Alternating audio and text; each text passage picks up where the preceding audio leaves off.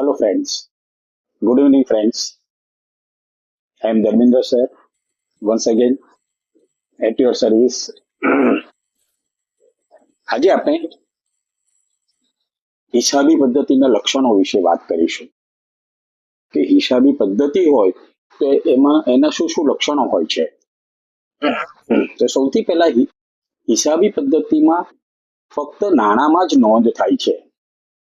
જે કોઈ વ્યવહાર હોય તેની નાણાંની અંદર કિંમત ટ્રાન્સફર થઈ શકતી હોય, એની વેલ્યુ થઈ શકતી હોય તેવા વ્યવહારો જ નોંધવામાં આવે છે અને એને નાણાંમાં જ નોંધવામાં આવે છે.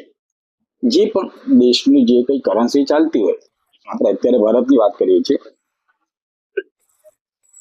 સોરી, તો આપણે અહીંયા રૂપિયા ચાલે છે, તો આપણે રૂપિયામાં જે વ્યવહાર થયા હોય તે રીતે નોંધવામાં આવે છે.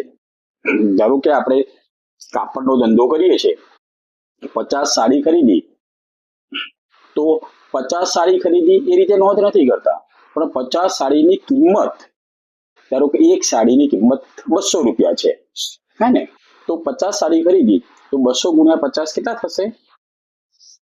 225,000 ગુણ્યા 200 સાડી ખરીદી, અરે 50 સાડી ખરીદી, 225,000, 10,000 રૂપિયા. તો આપણે 10,000 રૂપિયાની ખરીદી કરી એ રીતે દર્શાવીશું. સાડી 50 ખરીદી એવી નોંધ કરતા નથી. એટલે ખરીદી ખાતે ઉધાર રોકડેથી કરી હોય તો ખરીદી ખાતે ઉધાર 10,000 રૂપિયા, તે રોકડ ગઈ ધંધામાંથી, તે રોકડ ખાતે જમા 10,000 રૂપિયા. એટલે દરેક વ્યવહારને નાણાંમાં નોંધ થાય છે, ફિઝિકલ વેલ્યુમાં નથી થતી. કૌંસમાં એમાં લખવામાં આવે, પછી સ્ટોક પત્રક બનાવવા આવે એમાં પણ લખવામાં આવે કે આટલા સ્ટોક આપણે સાડીનો થયો, એમાંથી આટલી સાડી વેચી તો એટલી બાદ થાય. એવી રીતે સ્ટોક પત્રકમાં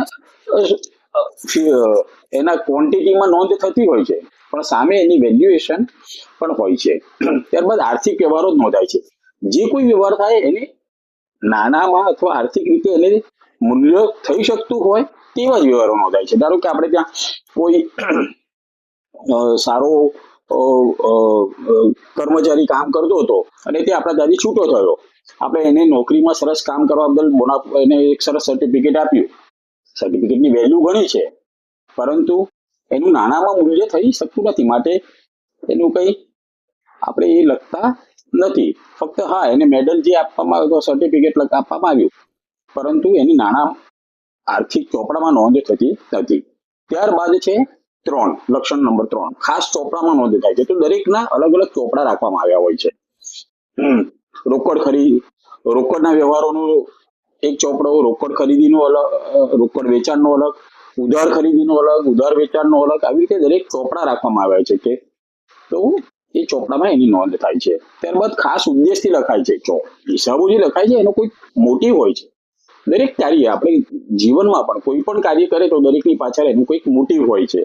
તો આનું પણ હિસાબો લખવા પાછળનો મોટિવ આપણો એ છે કે આપણે વર્ષ દરમિયાન જે કઈ વ્યવહાર કર્યો, ધંધા કર્યો, ખરીદી કરી, વેચાણ કરી, તો એ દરમિયાન એમાંથી આપણને શું વર્ષના અંતે, એક ચોક્કસ પીરિયડના અંતે, 3 મહિને, 6 મહિને કે 12 મહિને, ચોક્કસ સમયના અંતરે આપણે કેટલો નફો થયો કે નુકસાન થયું તો કેટલું થયું, નફો થયો તો કેટલું થયું, અને વર્ષના અંતે આપણી પાસે કઈ કઈ એસેટ્સ ઊભી થઈ અને આપણી પાસે કયા કયા જવાબદારીઓ ઊભી છે, આવું આખું એક એનું સ્ટેટમેન્ટ આપણે તૈયાર કરીએ છીએ. તો એના ખાસ ઉદ્દેશથી આ લખવામાં આવે છે. ત્યારબાદ સાચી નોંધ થાય છે.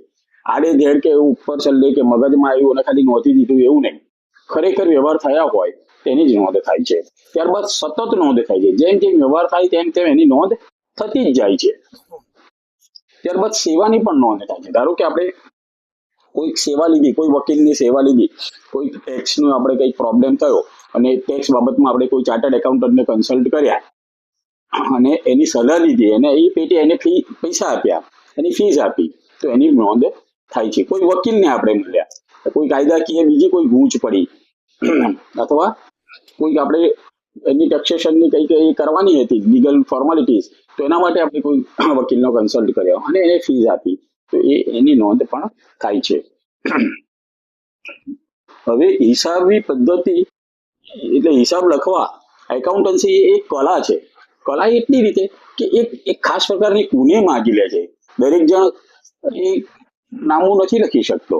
એ નામું લખવા માટે એક આવડત જોઈએ, એક કુને જોઈએ. માટે એને એક આર્ટ કહેવામાં આવે છે, કલા કહેવામાં આવે છે.